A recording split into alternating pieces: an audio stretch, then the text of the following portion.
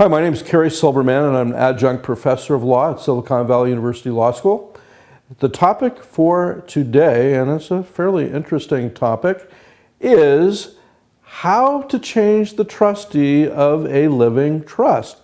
Now, this could come up fairly often. Let's say that you had designated a trustee who you thought was trustworthy or who you thought would carry out your wishes, and it later turns out that the problem develops a drinking problem or a gambling problem, or maybe even ends up being incarcerated or passes away.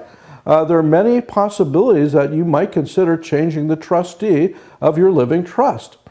Again, this is not a difficult thing to do, but you want to make sure that the wording is done properly so that you don't vitiate or wipe out your intent relative to the rest of the living trust.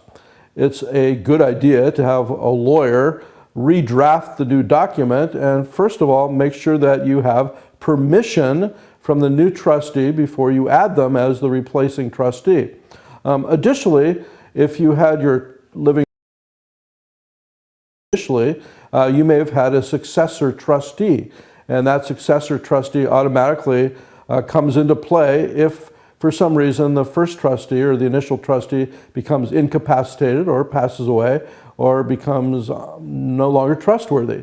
It's not a very difficult thing to do. If you're bound and determined to do this yourself, there are forms you can get and form books that you could buy from legal publishers, or you can go to Nolo Press, which is a non-attorney based legal publication. That is to say that non-lawyers can use the publications, but they are usually written by legal scholars that know their area of law. The best practice is just to hire the lawyer. It shouldn't be too expensive to change the trustee, and making sure that you keep the rest of the trust intact. My name is Kerry Silberman. I'm an Valley University Law School.